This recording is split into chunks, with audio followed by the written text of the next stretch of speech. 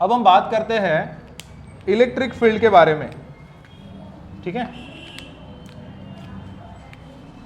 Electric field,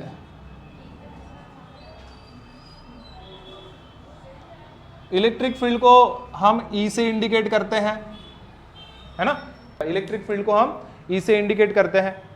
अब electric field कब आता है, देखो अगर आपके पास में इस तरीके का दो प्लेट है, ठीक है, मान लो कि आपके पास में इस तरफ पॉजिटिवली चार्ज पार्टिकल्स है, ऐसा कंसीडर कर लेते हैं एक प्लेट के ऊपर में, और दूसरे तरफ जो है ये निगेटिवली चार्ज पार्टिकल्स जो है दैट इज इलेक्ट्रॉन्स, ये निगेटिवली चार्ज पार्टिकल इधर है, ठीक है। ऐसे दो प्लेट्स है, इलेक्ट्रोस्टैटिक में आपने पढ़ा है।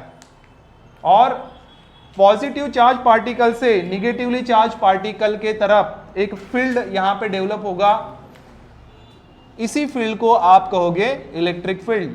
This field is called as electric field, ठीक है। ये इलेक्ट्रिक फील्ड जो है ई वेक्टर से दिखाया जाता है, ये ई वेक्टर से दिखाया जाता है इलेक्ट्रिक फील्ड, ओके। यहां तक समझ में आया। इलेक्ट्रिक फील्ड क्या है, तो पॉजिटिव चार्ज पार्टिकल एक सरफेस पर, निगेटिवली चार्ज पार्टिकल एक सरफेस पर, तो इनसे क्या क्रिएट होता है, इलेक्ट्रिक फील्ड क्रिएट होता है, ठीक है। अब अगर कोई चार्ज पार्टिकल, ठीक है, अब अगर कोई चार्ज पार्टिकल इसमें रहता है, अगर कोई चार्ज पार्टिकल अगर इसके अंदर में आ गया, ये कंसीडर कर लो कि this is a charge particle, ठीक है। ये देखो पॉजिटिव प्रोटॉन भी हो सकता है, निगेटिव इलेक्ट्रॉन भी हो सकता है, अगर इसके फील्ड के अंदर में है, ठीक है। तो इस पार्टिकल के ऊपर में फोर्स एक्ट होता है, वो फोर्स कैसे रहेगा, उस फोर्स का जो वैल्यू रहेगा वो क्या रहेगा, तो देखो इस पार्टिकल के ऊपर में जो फील्ड एक्ट हो रहा है वो इस डायरेक्शन में एक्ट हो रहा है, इलेक्ट्रिक फील्ड, ठीक है। और चार्ज पार्टिकल है तो इसका कुछ चार्ज है, and that charge we consider as Q. उसका चार्ज जो है इसके ऊपर में वो क्या कंसीडर कर रहे हैं, क्यू। चार्ज पार्टिकल जिसका चार्ज क्या है, क्यू, और उसके ऊपर में इलेक्ट्रिक फील्ड एक्ट हो रहा है ई, इस डायरेक्शन में इलेक्ट्रिक फील्ड है, तो इस पार्टिकल के ऊपर में फोर्स डेवलप हो जाता है, या इस पार्टिकल को महसूस होता है एक फोर्स। वो जो फोर्स होता है, वो फोर्स जो है वो फोर्स दिखाया जाता है, that is F is equal to Q into E से। ये हो गया इसके मैग्नीट्यूड फॉर्म में, ठीक है। वेक्टर फॉर्म में लिखना है तो इसको लिख सकते हैं F vector is equal to Q into E vector, ठीक है। जो फोर्स इसके ऊपर में एक्ट हो रहा है, ये फोर्स क्या रहेगा, Q इंटू ई रहेगा, ये याद रखना। इसके पहले भी पढ़ाया था इलेक्ट्रोस्टैटिक चैप्टर में। कोई चार्ज पार्टिकल अगर इलेक्ट्रिक फील्ड में आता है तो वो फोर्स महसूस करता है, और वो फोर्स क्या रहता है, तो वो फोर्स रहता है वो चार्ज पार्टिकल Q और multiplied by that electric field E, ठीक है। अब हम देखेंगे मैग्नेटिक फील्ड। मैग्नेटिक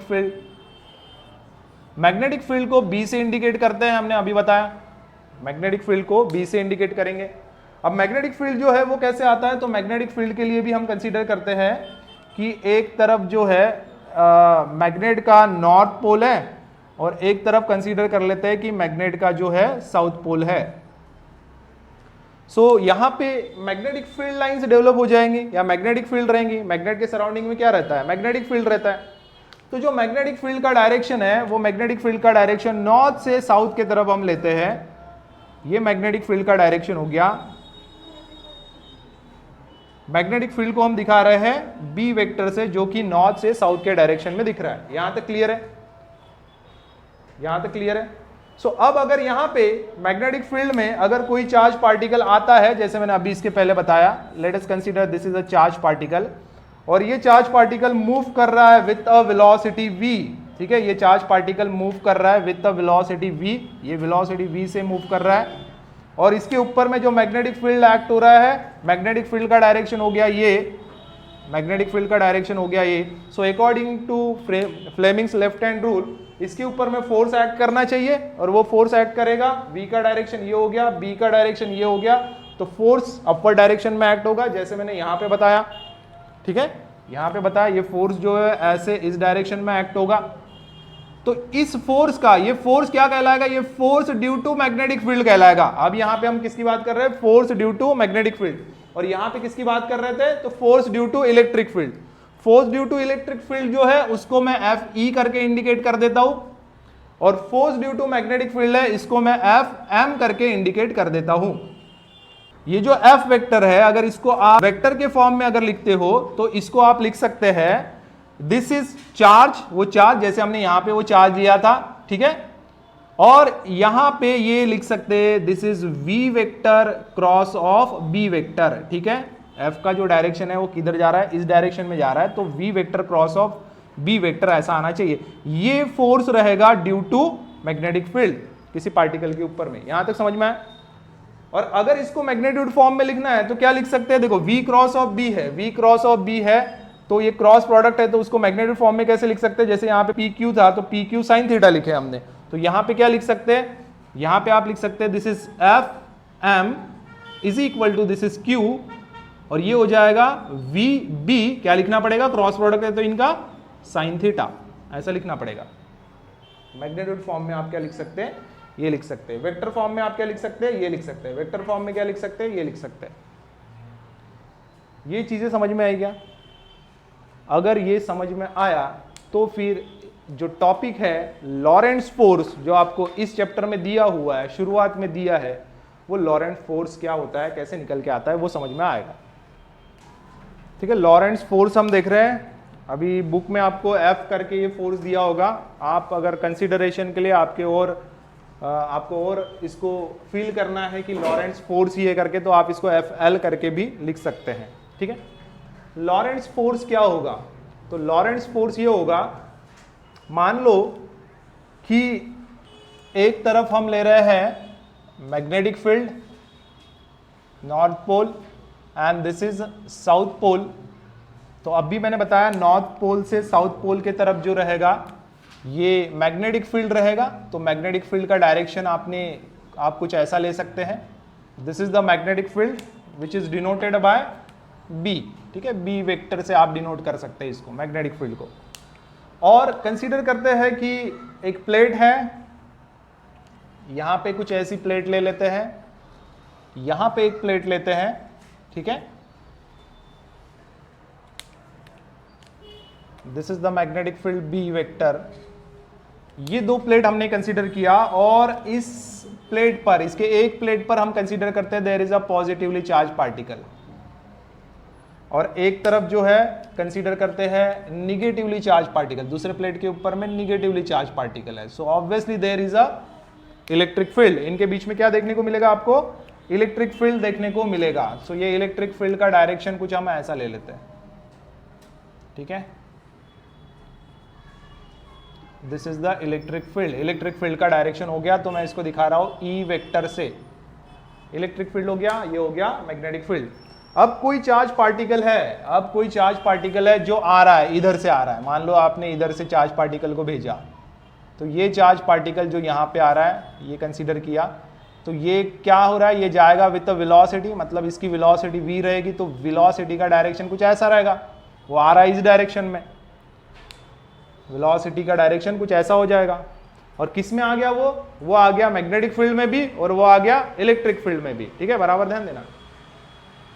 तो अगर इलेक्ट्रिक फील्ड में आ रहा है, मैग्नेटिक फील्ड में ये आ रहा है, तो इस पार्टिकल के ऊपर में जो मैग्नेटिक फील्ड का डायरेक्शन है, वो मैग्नेटिक फील्ड का डायरेक्शन ये है, इसको आपने बी वेक्टर लिया, ठीक है, और मैग्नेटिक फील्ड है और यहां पे वेलोसिटी है, तो v और b मिलके क्या देगा आपको, फोर्स देगा।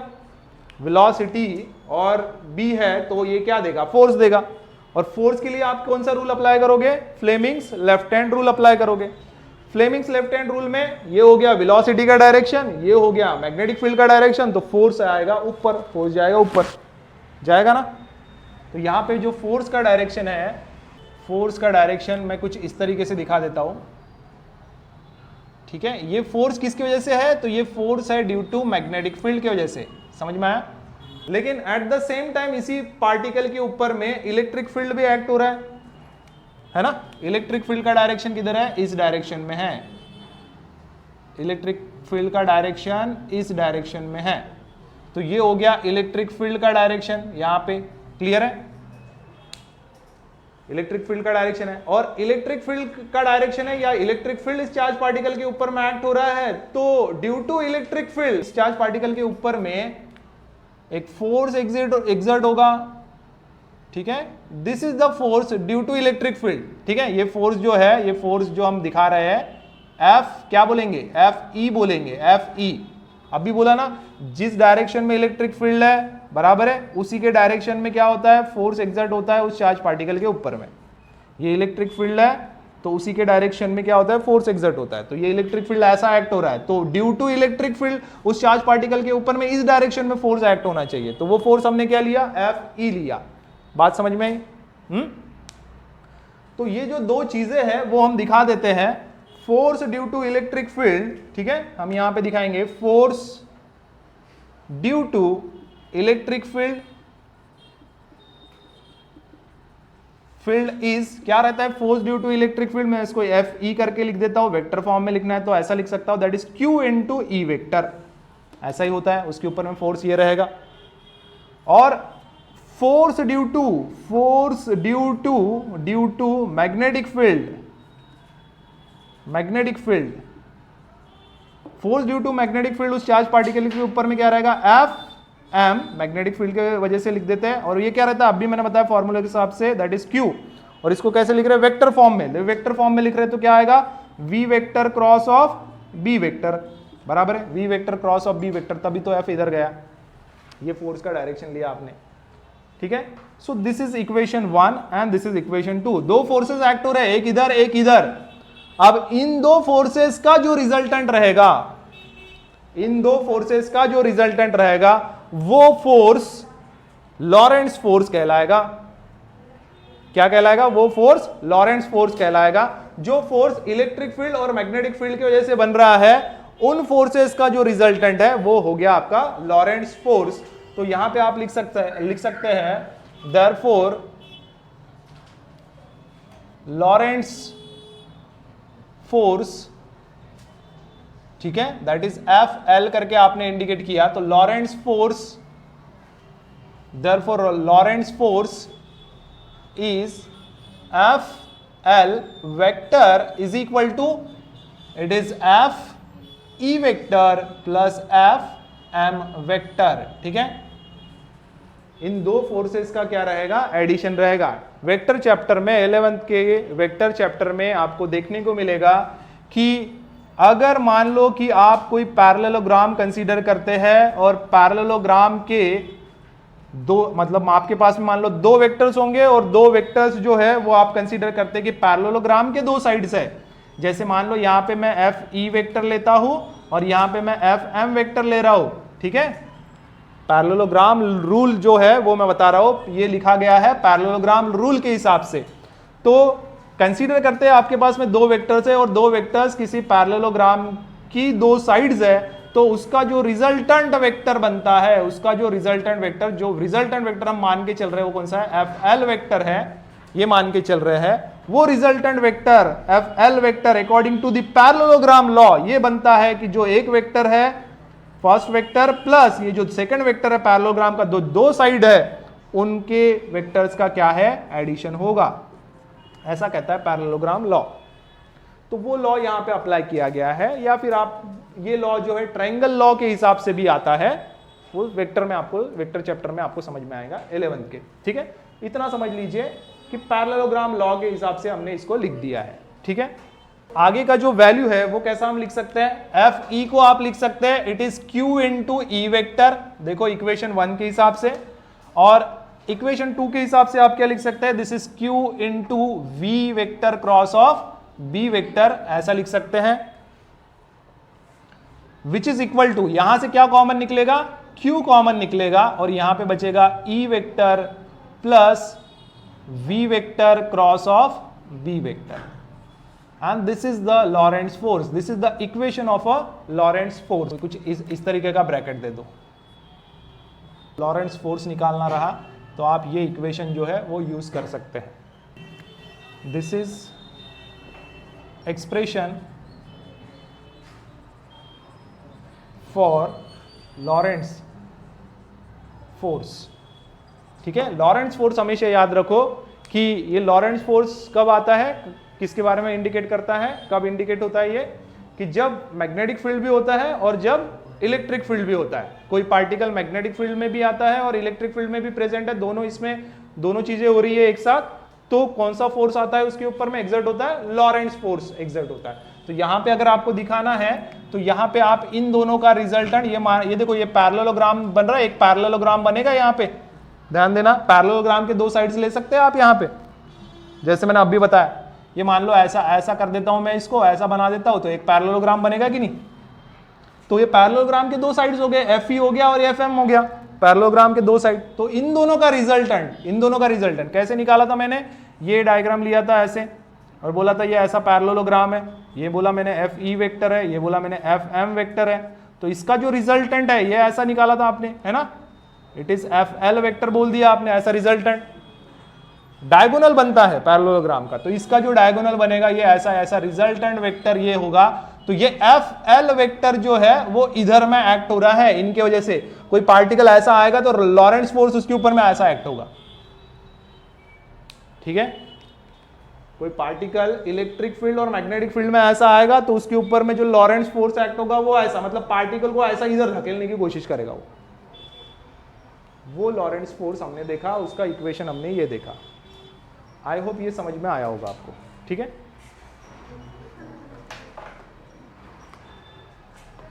चलो बाकी का जो है नेक्स्ट लेक्चर में देख लेते हैं।